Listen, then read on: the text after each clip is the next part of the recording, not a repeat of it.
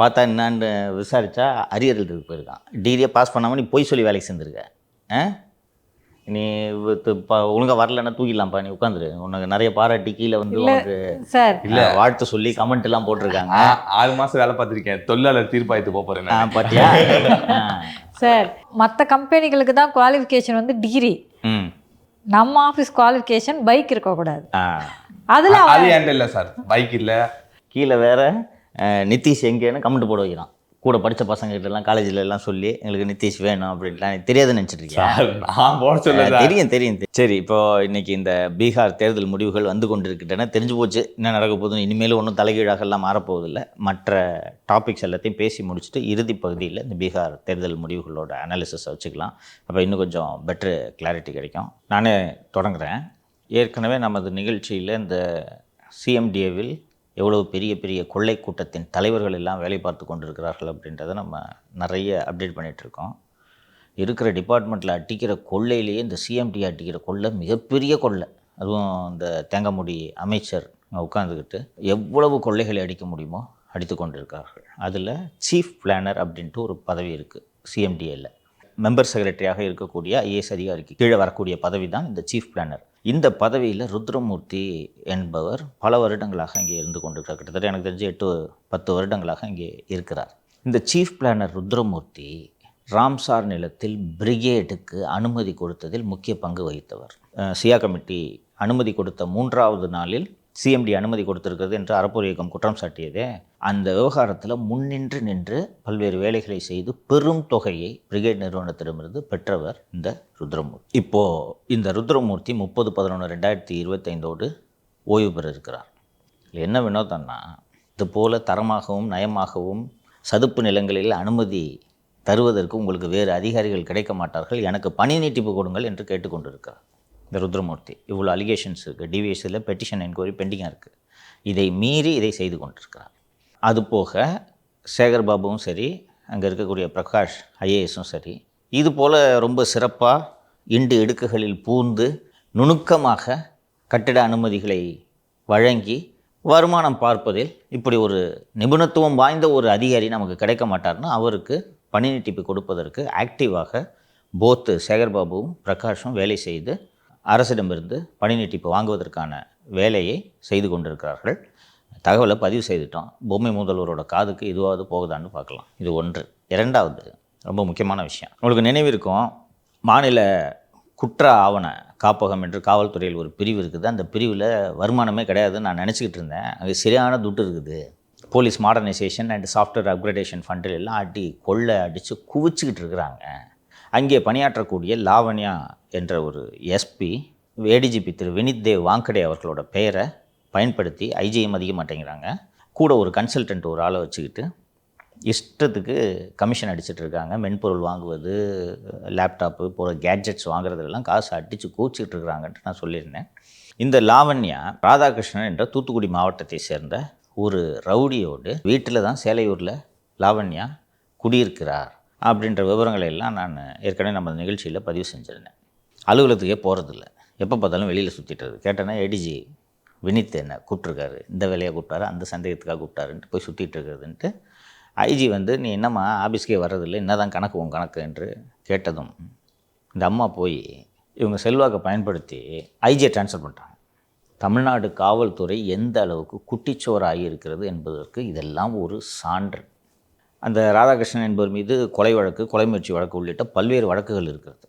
தெரியாமல் 21 சட்டப்பேரவை தேர்தலில் தெரியாமல் திருச்செந்தூர் சீட்டை கொடுத்துட்டு எடப்பாடி பழனிசாமி ஓடி போயிருன்னு வரட்டி விட்டார்.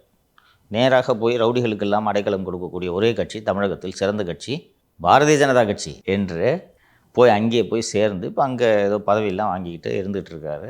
மாநில தலைவர் நயினா நாகேந்திரன் எனக்கு நெருக்கம் என்று சொல்லி உள்ளே நெருங்க ஆரம்பித்தார். நான் கூப்பிட்டு காஷன் பண்ணேன், சார் இருந்தாலும் ரவுடி எலிமெண்ட்டு பேர் கெட்டு போய்டுன்னு சொல்லிவிட்டு ஒரு நாகேந்திரன் அவர்களுடைய உதவியாளர்கள்ட்டெல்லாம் அழைச்சி நான் விவரத்தை சொன்ன உடனே அவங்க கிட்ட சேர்க்கறதில்ல. இந்த ஆளை கூட வச்சுக்கிட்டு இந்த லாவண்யா எஸ்பி எங்கே பார்த்தாலும் சுற்றி கொண்டு இருக்கிறார். ஒரே ஒரு உதாரணம், சமீபத்தில் ஒரு என்ன நடந்துச்சுன்னு ஒரு உதாரணம் சொல்கிறேன். இந்த லாவண்யாவுக்கு தேவையான தனிப்பட்ட செலவுகள் எல்லாவற்றையும் செய்வது இந்த ராதாகிருஷ்ணன். லாவண்யா அவர்களின் மகன் வந்து ஆர்ச்சரி பிளேயர், ஆர்ச்சரி காம்படிஷனுக்காக ஹரியானாவுக்கு போகிறாரு. அங்கே போய் தங்குறது, அக்கமடேஷன் எல்லாத்தையும் செலவு பண்ணுறது இந்த ராதாகிருஷ்ணன். இந்த இடையில கூட கார் கூட கொடுத்து விடுச்சு. போலீஸ் வாகனத்தை ஒரு ரவுடி பயன்படுத்துகிறான்னு சொல்லிட்டு இருந்தாலும் கரெக்டாக ஞாபகப்படுத்தி கேட்டேன். இந்த லாவண்யா தான். இந்த அம்மா ஒரு குரூப் 1 ஆஃபீஸர்னு ஐபிஎஸ்லாம் வரல உங்கள் பேட்சில் யாருக்கும். சிபிசிஐடியில் ஒரு கம்யூனிகேஷன் இந்த அம்மா மேலே ஒரு என்கொயரி நடக்குது. அந்த கம்யூனிகேஷன்லேயே லாவண்யா ஐபிஎஸ்ன்னு டிபார்ட்மெண்ட்டே எழுதுனா அப்போ இந்த அம்மா வெளியில் போய் சொல்லிக்காதா? சமீபத்தில் பசுமன் முத்துராமலிங்க தேவர் அவர்களின் பிறந்தநாள் விழா வந்ததில்லவா, ஒரு எடப்பாடி எல்லாரும் போயிட்டு வந்தாங்கல்ல, அங்கே லாவண்யாவுக்கு பந்தோபஸ்து டியூட்டிக்கு நார்மலாக போட்டாங்கன்னா போயிட்டு ட்ராவல் பண்ணுறதுக்கு அங்கே லோக்கல் யார்ட்டையாவது வண்டி வாகனங்களை வாங்கி கொள்வார்கள். இதுதான் நாம். இந்த அம்மாவுக்கு க்ரைம் ரெக்கார்டு பியூரோவில் ஒரு வாகனம் இருக்கும் அல்லவா, இவங்க இங்கேருந்து மதுரைக்கு ஃப்ளைட்டில் போய்ட்றாங்க. சரியா? அங்கே போய் இவங்க யாருக்கிட்டையும் எனக்கு கார் வேணும்ட்டுலாம் யார்ட்டையும் கேட்க மாட்டாங்க. இந்த ரவுடி ராதாகிருஷ்ணன்ட்ட எஸ்சிஆர்பியோட காரை கொடுத்து நீ இதை எடுத்துக்கிட்டு மதுரைக்கு வந்து நீ ஏர்போர்ட்டில் பிக்கப் பண்ணு. போலீஸ் வாகனத்தை ரவுடி ஓட்டிகிட்டு போகலாமா? போலீஸ் டிரைவரை போட்டு ராதாகிருஷ்ணன் கூட போகிறது. அந்த ஆள் மேலே குற்றச்சாட்டு பல முறை நிகழ்ச்சியில் வெளிப்படையாக போட்டிருக்கோம். ஒரு ரவுடி போலீஸ் வாகனத்தை பயன்படுத்திகிட்டு இருக்கிறாரு அப்படின்ட்டு. இதை அனுமதிக்கலாமா? ஒரு ஐஜி நீ என்னம்மா ஒழுங்காக வேலை செய்ய மாட்டேங்கிறேன்னு சொல்லிட்டு எஸ்பியை புல்லப் பண்ணால் ஐஜியை ட்ரான்ஸ்ஃபர் பண்ணி ஊர்காவல் படையில் போட்டிருக்காங்க. க்ரைம் ரெக்கார்டு பியூரோவே ஒரு பனிஷ்மெண்ட் போஸ்ட்டு. ஊர்காவல் படைன்றது இருக்கிறதுலேயும் மோசமான பனிஷ்மெண்ட் போஸ்ட்டு. அப்படின்னு அந்த ஐஜி தப்பு பண்ணிடுச்சு. ஒரு எஸ்பியை நீ வேலை பாருன்னு சொன்னது அவ்வளோ பெரிய குற்றமா? இல்லை சார், ஒரு எஸ்பியால் ஐஜி எப்படி சார் மாற்ற முடியும்? அதான் அந்த அம்மா செல்வாக்கு. போய் சார் உங்களை பற்றி இந்த மாதிரி இவர் பேசினார், அவர் உங்களை பற்றி இப்படி பேசினார். யாரு கூட ஃபோனில் பேசினாலும் கான்வர்சேஷனை ரெக்கார்ட் பண்ணிக்கிறது. வாட்ஸ்அப் கால் ஆகட்டும், ஃபேஸ் டைம் கால் ஆகட்டும், பக்கத்தில் இன்னொரு ஃபோனை வச்சு பர்மனெண்ட்டாக ரெக்கார்ட் பண்ணிக்கிறது. சார் நம்மள பாருங்கள் சார், இந்த பாருங்கள் சார், கேளுங்க சார் நீங்கள், இப்படி எல்லாவற்றையும் சொல்லி இதை சில அதிகாரிகள் விரும்புவாங்களோ. ஓ என்னை பற்றி நிதிஷ் அப்படி சொன்னான்னா இருக்கட்டும். இப்போ நான் ஜெயபிரகாஷ் கேட்குறது என்ன பண்ணணும் சார், உங்களை பற்றி நிதிஷ் இப்படி பேசிகிட்டு இருந்தா சார் சொல்லணும். அப்படியா, நீ கரெக்டாக சொல்லு எல்லாத்தையும் அப்படின்னு சொல்லி சில பேர் இதை ரசிப்பாங்க. இது மாதிரி ரசிக்கக்கூடிய அதிகாரிகள் இருக்கிறாங்க. எல்லாம் டியூட்டிலே இல்லாமல் சஸ்பெண்ட் ஆக வேண்டிய அதிகாரி இந்த லாவண்யா. காவல்துறை எப்படிலாம் குட்டிச்சவராகிட்டு இருக்குன்றதை பாருங்கள். இந்த அம்மா தான் தன்னோட செல்வாக்கை பயன்படுத்தி இந்த ராதாகிருஷ்ணன் மீது விசாரணை வராமல் பார்த்து கொள்வதும் இந்த லாவண்யா தான். ஒரு இந்த செல்வநாகரத்தினம் மேலே ஒரு பெண்ணு குற்றச்சாட்டு சுமத்தினதை நம்ம விரிவாக பலமுறை பேசியிருக்கிறோம். அதில் அந்த செல்வநாகரத்தினம் மீதான புகாரை வாபஸ் வாங்க வேண்டும் என்று இந்த ராதாகிருஷ்ணன் தான் செல்வநாகரத்தனை சொல்லி, 2 பேரும் ஒரே கம்யூனிட்டி, செல்வநாகரத்தனை சொல்லி இந்த ராதாகிருஷ்ணன் இந்த பொண்ணை விக்டிமை மிரட்டுறாரு. கமிஷன் ஆஃபீஸ்க்கு எதுக்கோ புகார் கொடுக்க போகும்போது அங்கே வச்சு மிரட்டுறோம். இந்த அம்மா அப்போது திரு அஸ்ராகர்க் அவர்கள் அடிஷ்னல் சிஓபியாக இருந்தார் சிட்டியில். இவங்க போய் இந்த மாதிரி இங்கே வரைக்கும் ஆளுங்க ரவுடியை வச்சு மிரட்டுறாங்க சார் அப்படின்னு சொல்லிட்டு நம்ம புகார் கொடுத்தோன்னே அவர் விசாரிச்சுட்டு புகார் உண்மைன்னு கொடுத்துட்டார். பாலியல் விக்டிமாக இருக்கக்கூடிய ஒரு பெண்ணு ஒரு புகார் கொடுக்குது. அந்த புகாரை வாபஸ் வாங்குன்னு சொல்லிட்டு ரவுடி ஒருத்தன் மிரட்டுறான். அதை விசாரிச்சுட்டு ஒரு ஐஜி ஆமாம் இந்த குற்றச்சாட்டு உண்மைன்னு சொன்னால் எஃப்ஐஆர் போடுறதுனா வேலை. இந்த மொமெண்ட் வரைக்கும் ராதாகிருஷ்ணன் மேலே எஃப்ஐஆர் போடல. ஸ்டுடியோவில் ஷோ பண்ணிக்கிட்டு இருக்கிறோம். நம்ம ஆளை அனுப்பிச்சு எவனையோ ஒருத்தனை மிரட்டினான்ட்டு அதுக்கு எஃப்ஐஆரை போட்டு அதுக்கு 10 நோட்டீஸை கொடுத்து இப்படிலாம் பண்ணுற காவல்துறை இவன் மேலே எஃப்ஐஆர் போடணுமா இல்லையா? இன்னும் நாம ரவுடி ஹிஸ்ட்ரி ஷீட்ரு சார். இதே ராதாகிருஷ்ணன் வச்சு தானே உங்களை கொலை பண்ணுறதுக்கு திட்டம் திட்டிட்டு இருந்தாங்க. எக்ஸாக்ட்லி. இவங்களுக்கெல்லாம் இப்போ பயன்படுற மாதிரி இருக்கிறான்ல, இந்த மாதிரி ஓயாமல் தொலை கொடுத்துட்ருக்கான்னு சொன்ன உடனே சார் தூயிடும் சார், இங்கிட்டு தான் சார் போவான், அடிக்கடி கோர்ட்டுக்கு வெளியூரில் காரில் தான் சார் போகிறான், அந்த பைபாஸ் தாண்டினோடனே இருட்டாக இருக்கும் சார், தட்டிடுறேன் சார் லாரியை விட்டு. இப்படி ப்ராமிஸ் பண்ணும்போது இந்த அதிகாரிகளுக்கு கேட்குறதுக்கு நல்லா உனக்கையாக இருக்கா? எதுக்கு பொறுப்பு டிஜிபி இருக்காருன்னு தெரியுதா? ராத்தோரோ சீமா அகர்வாலோ இருந்து இது போன்ற ஒரு விஷயத்தை அவர்களது கவனத்திற்கு கொண்டு சென்றால் விடுவாங்களா? பொறுப்பு டிஜிபி கண்டுக்க மாட்டார் எதையும். மீண்டும் மீண்டும் சொல்கிறேன், துறை ரீதியான விசாரணை நிலுவையில் இருக்குது. செல்வநாகரத்தினமாவது ஒரு டைரக்ட் ஐபிஎஸ் ஆஃபீஸர். இந்த லாவண்யா இன்னும் ஐபிஎஸ் கூட வாங்கலை. தம்மா இவ்வளோ ஆட்டம் போட்டுட்ருக்கு. டிவிஎஸ்சியில் ஒரு என்கொயரி பெண்டிங்காக இருக்குது, சிபிசிஐடியில் என்கொயரி பெண்டிங்காக இருக்குது, சென்னை சிட்டி போலீஸில் இருக்கும்போது பெட்டிஷன் என்கொயரி போட்டு அது proved, 17B charges pending. Sir இவ்வளோ பெண்டிங்காக இருக்குது. நாளைக்கு வெளியே போனோம்னா பென்ஷன் வாங்கணும்னு ஒன்று இருக்கும்ல. ஐபிஎஸ் வாங்க முடியாது தம்பி, சார்ஜஸ் பெண்டிங் இருந்தால் ஐபிஎஸ் வாங்க முடியாது. இந்த அம்மாவுக்கு எல்லாத்தையும் வாங்கிடலான்ட்டு தைரியம். எஸ்பி சொல்கிறத கேட்டுக்கிட்டு ஐஜியை ட்ரான்ஸ்ஃபர் பண்ணுறாங்களா? அந்த மாதிரி கவர்மெண்ட் தானே இது. கொஞ்சம் யோசிச்சுப்பார். இவ்வளோ புகார்கள் எவ்வளவோ அதிகாரிகள் மேலே சொல்கிறோம், அவங்களெல்லாம் யாரையும் மாற்றுறதில்ல. ஒரு ஐஜி ஒழுங்காக வேலை செய்ய நீ என்ன வேணும், கன்சல்டண்ட்டை கூப்பிட்டு நீ காசு அடிக்கிறதுக்கு பார்க்குற, ஆஃபீஸுக்கு ஏன் வரல நீன்னு சொல்லிட்டு மெமோ கொடுத்தா அதுக்கு ஐஜியை ட்ரான்ஸ்ஃபர் பண்ணால் டிபார்ட்மெண்ட்டில் டிசிப்ளின் எப்படி இருக்கும்? அடுத்து ஒரு ஐஜி எங்கள் எஸ்சிஆர்பிக்கு போஸ்டிங் போட்டானா எதுக்கு இந்த அம்மா கிட்ட வம்பு? நீ வாமா, நீ வராதம்மா ஆஃபீஸ்க்குன்னு சொல்லுவாங்களா மாட்டாங்களா? இந்த அம்மா நினச்சா நம்மளே மாற்றிடும், எதுக்கு நமக்கு பிரச்சனை? இன்னொன்று, ஒரு போலீஸ் அதிகாரிக்கு குடியிருக்கிறது வீடே இல்லையா? ரவுடி வீட்டில் தான் போய் குடியிருப்பியா நீங்கள்? இது போலீஸில் இதெல்லாம் கூட பார்ப்பாங்க. இப்போ நான் ஒரு போலீஸ் ஆஃபீஸர் ரவுடி வீட்டில் போய் வாடகைக்கு குடியிருக்கிறேன்னா அந்த ரவுடி என்கிட்ட காசு வாங்கணும் ஃபஸ்ட்டு. இது விசாரிக்கிறது அவ்வளோ கஷ்டமா? ஏன்பா சேலையூரில் உனக்கு வேறு வீடே கிடைக்கலையாம்மா? ஏன் அந்த வீட்டில் ஏன் குடியிருக்கிற? ரெண்டல் அக்ரிமெண்ட்டை காட்டு, வாடகை போதா கரெக்டாக? ஹிஸ்ட்ரி ஷீட்டு கிரிமினல்னு தெரிஞ்சு அவன் வீட்டில் ஏன் குடியிருக்கிற? ஒரு நல்ல ஆளுங்க கேட்கணும்ல. ரவுடி கூட சகவாசத்தை கட் பண்ணுறியா, சஸ்பெண்ட் பண்ணுவான்னு கேட்டேன்னா தானாக கட் பண்ணுவாங்களா? இதை கேட்குறதுக்கு ஒரு அதிகாரிக்கு துப்புல தெரியுதா? இதை கண்காணிக்கிறது யார் சார்? எல்லா பொறுப்பும் டிஜிபிக்கு. அவர் தானே தலைமை அதிகாரி, ஃபோர்ஸோட ஹெட்டு அவர் தானே. அதனால தானே அவர் ஹெட் ஆஃப் போலீஸ் ஃபோர்ஸ்ன்னு சொல்கிறாங்க. இது மாதிரி அங்கங்கே ஏராளமான ஒழுங்கினங்கள் இருக்கிறது துறையில். தபி ராமானுஜம், அலெக்சாண்டரு போன்ற மூத்த அதிகாரிகள் எல்லாம் இந்த டிபார்ட்மெண்ட்டில் இருந்திருக்கிறாங்க. அசோக் குமார், இது மாதிரி இந்த யங் ஆஃபீஸர்ஸ் சேட்டை பண்ணுறதுலாம் தெரிஞ்சுன்னா கெரியரை ஒழிச்சிடுவாங்க, கெரியரை காலி பண்ணுவாங்க. இந்த வருண்குமார் எல்லாம் சர்வீஸ்க்கே வரக்கூடாதுன்னு சஸ்பென்ஷன் வச்சுருந்தார் ராமானுஜம். சர்வீஸ்குள்ளே வரக்கூடாதுன்னு, வண்டி இல்லை, கம்பல்சரி வெயிட். அதுக்கப்புறம் போஸ்டிங்கை போட்டு கண்ட்ரோல் ரூமில் வந்து கண்ட்ரோல் ரூம் ரிப்போர்ட் பண்ணு, பார்க்க வரக்கூடாதுன்ட்டார். அவருக்கு தெரியுது இந்த மாதிரியான ஆட்கள்லாம் எப்படிப்பட்டாலும். இன்னொன்று அது இது டாலரேட் பண்ண மாட்டாங்க. ஒரு போலீஸ் டிபார்ட்மெண்ட்னா ஒழுக்கமாக இருக்கணும். நீங்கள் பொறுக்கித்தனம் பண்ணனா இன்றைக்கி அதெல்லாம் விட்டதோட விளைவு எந்த அளவுக்கு போயிருக்கு தெரியுதா? கொலைகேஸில் ஒருத்தனை கண்டுபிடிக்க முடியலன்னா ஒரு ரவுடியை தூக்கிட்டு வந்து அடித்து கொலைகேஸை ஒத்துக்க, நான் நேரு கூட நெருக்கமாகணும்னு சொல்லிட்டு போய் பண்ணுற ஒரு ஆளை அன்றைக்கே கட் பண்ணி அனுப்பிச்சிருந்தா. இதுக்கெல்லாம் சேர்த்து தான் சொல்கிறேன் ஆட்சி மாற்றம் ஏற்பட வேண்டும் என்று. சார், அடுத்த நியூஸ் பேசுகிறதுக்கு முன்னாடிங்க சார், நீங்கள் நேருன்னு சொன்னதுனால திரு நேரு அவர்கள் ஏன் நாளாக வந்து 44 லட்சம் காணிக்கையாக கொடுக்கக்கூடாதா அப்படின்னு கேட்டிருந்தாரு. அந்த வீடியோ பார்த்தீங்களாங்க சார்? பார்த்தேன், வீடியோ பார்த்தேன். நண்பர் ரொம்ப மனவேதனையில் இருக்கார். இன்னொன்று, நான் டொனேஷன் கொடுக்காமல் இருந்தால் மட்டும் என்ன நல்லவன் நான் சொல்ல போகிறீங்க அப்படின்னு ரொம்ப வேதனையோடு தெரிவிச்சிருந்தார். ரொம்ப மன அழுத்தத்தில் இருக்கார். அவருக்கு தெரிஞ்சிச்சு கட்சி நம்மளை காப்பாற்றாது, நம்ம தான் காப்பாற்றிக்கணும் அப்படின்ட்டு.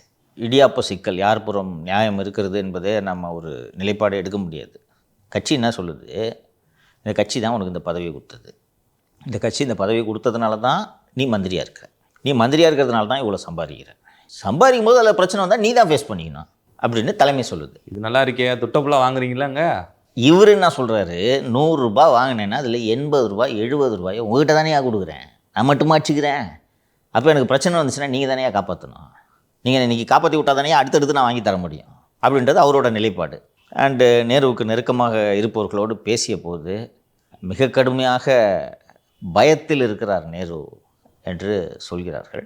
ஸோ பிஜேபி கூப்பிட்டு உன் தொகுதிக்கு மட்டும் வேலை செய், இந்த அரியலூர், பெரம்பலூர், திருச்சியில் இருக்கிற மற்ற தொகுதிக்கெலாம் நீ பணத்தை செலவு பண்ணி வேலை செஞ்சேன்னா பிரச்சாரத்து கூட வெளில இருக்க மாட்டேன் என்று நிச்சயம் சொல்வார்கள்.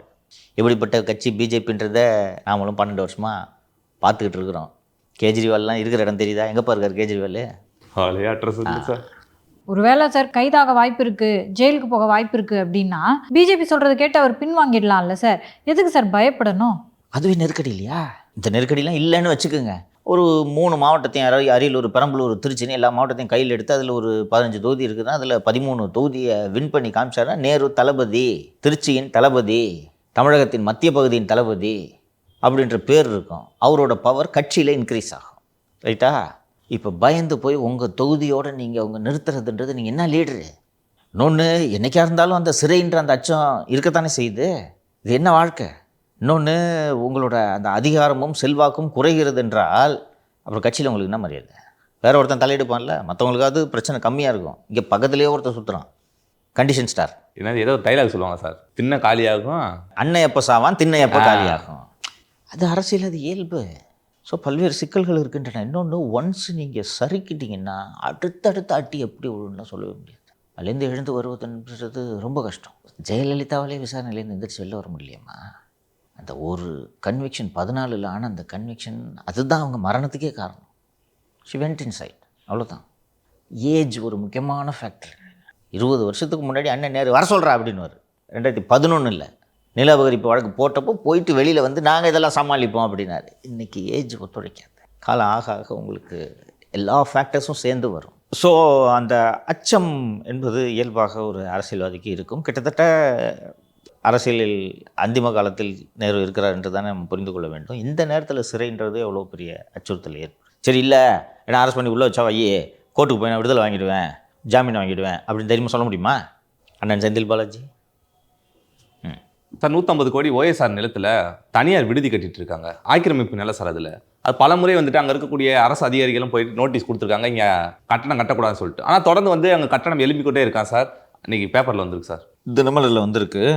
OSR லேண்டுனா என்னென்னா, நீங்கள் ஒரு லே அவுட்டு ஏதாவது ஒரு பெரிய பிளான் பர்மிஷன் ஏதாவது வாங்குறீங்கன்னா அதில் ஒரு குறிப்பிட்ட சதவீத இடத்தை நீங்கள் பொது பயன்பாட்டுக்காக கொடுக்க வேண்டும். அந்த பொது பயன்பாட்டுக்காக நீங்கள் அதை எழுதியே கொடுத்துடணும், பத்திரம் பண்ணி தந்துடணும். இப்போ ஒரு 10,000 சதுரடி இருக்குன்னா அதில் ஒரு 1000 சதுரடின்னு வச்சுக்கலாம். உதாரணத்துக்கு ஒரு அளவு இருக்குது, இந்த 1000 சதுரடி லேண்டை நான் உள்ளூர் பஞ்சாயத்துக்கு தானமாக கொடுக்குறேன்னு கொடுத்தா தான் உங்களுக்கு அப்ரூவ் ஆகும். அது மேண்டேட்ரி கண்டிஷன், ரைட்டா? இது போல் பெருங்குடியில் உள்ள ஒரு லே அவுட்டில் 182வது வார்டில் சந்தோஷ் நகர், பர்மா காலனி ஆகிய பகுதிகள் 40 ஆண்டுகளுக்கு முன் உருவாக்கப்பட்டது. 40 ஆண்டுகளுக்கு முன் அந்த மனைப்பிரிவுகள் உருவாக்கப்பட்ட போது பூங்கா, பள்ளிக்கூடம் இதுகள்லாம் சேர்த்து ஒரு 8 கிரவுண்டு, அப்புறம் ஒரு 12.5 கிரவுண்டு லேண்டு ஓஎஸ்ஆர் லேண்டுன்னு ஒதுக்கியிருக்கிறாங்க. இந்த இடத்துல வந்து ஸ்கூலு அண்டு பார்க்ஸு கட்டியிருக்கணும். 40 வருஷம் முன்னாடி போட்ட லே அவுட்டு கட்டியிருக்கணும். பஞ்சாயத்துக்கு சொந்தமான இடம்னு வச்சுக்கிங்களேன். அந்த இடத்துல இன்றைக்கி வணிக வளாகம் கட்டி கொண்டிருக்கிறார்கள். ஒரு ஷாப்பிங் காம்ப்ளெக்ஸ் மாதிரி கட்டுறாங்க. ரைட்டா? இது அப்பட்டமாக தெரியுது வயலேஷனு. இடமே வந்ததில்லை, கட்டுமானம் கட்டிகிட்ருக்கு. இப்போது இது அதிகாரிகளுக்கு தகவல் தெரிவிக்கப்பட்டோன்னே வந்து பட்டுன்னு ஃபஸ்ட்டு இது எந்த ஸ்டேஜில் இதை கட்டுமானத்தை நிறுத்தணும்னா ஃபவுண்டேஷனுக்கு பள்ளம் தோன்றான்ல அப்போவே நிறுத்தணும். ரைட்டா? யார் இடத்துல நீ பள்ளம் தோண்டி நிற்கிறேன்னு சொல்லிட்டு, ஏன்னா எந்த கட்டிடம் கட்டுவதாக இருந்தாலும் அனுமதி வாங்க வேண்டும். அப்போது ஓஎஸ்ஆர் லேண்டெல்லாம் அனுமதி வாங்கியிருக்கிறதுக்கு பாசிபிலிட்டி இல்லை. அப்படி அனுமதி இல்லாமல் ஒரு கட்டடம் கட்டுறான்னா கடகால் போடும்போதே இப்போ வந்து பிடிக்கணுமா இல்லையா? தினமலரில் வந்திருக்கிற இந்த ஃபோட்டோவை பாருங்கள். ரூஃப்லாம் முடிஞ்சு பூச்சி வேலை நடந்துருக்குது. இந்த பெயிண்ட் அடிச்சா முடிஞ்சு சாரம் கட்டி பூசி நிற்கிறாங்க, சுண்ணாம்பு தான் அடிச்சு நிற்கிறாங்க, பூச்சி வேலையும் முடிஞ்சிருச்சு சார். ஆனால் அதில் வந்துட்டு பட்டா போட்டு கொடுத்துருக்கு அப்படின்னு தான் சார் போட்டிருக்காங்க. தான்ப்பா, எப்படி இந்த தப்பு நடந்துச்சு? திருகள் வேலை பண்ணி பட்டா கிட்ட வாங்கியிருக்கிறான். எப்படி இந்த பட்டா வந்துச்சு? ஓஎஸ்ஆர் லேண்டில் எப்படி பட்டா வாங்குறீங்க? பெருங்குடியில் ஒரு முக்கியமான இந்த சந்தை பகுதியில் இப்படி ஒரு கட்டுமானம் நடக்குதுன்னா அந்த சிஸ்டம் எவ்வளோ கரெக்டாக இருக்குன்ட்டு யோசிச்சு பாருங்கள். இதுக்கும் காரணம் அந்த சிஎம்டியில் இருக்கக்கூடிய பெருச்சாளிங்களாக தான் இருக்கும். பர்மிஷன் அங்கே தானே வாங்கினா பண்ணியிருப்பாங்க. செய்தி வந்த பிறகாவது நிறுத்துகிறார்களா என்று பார்ப்போம்.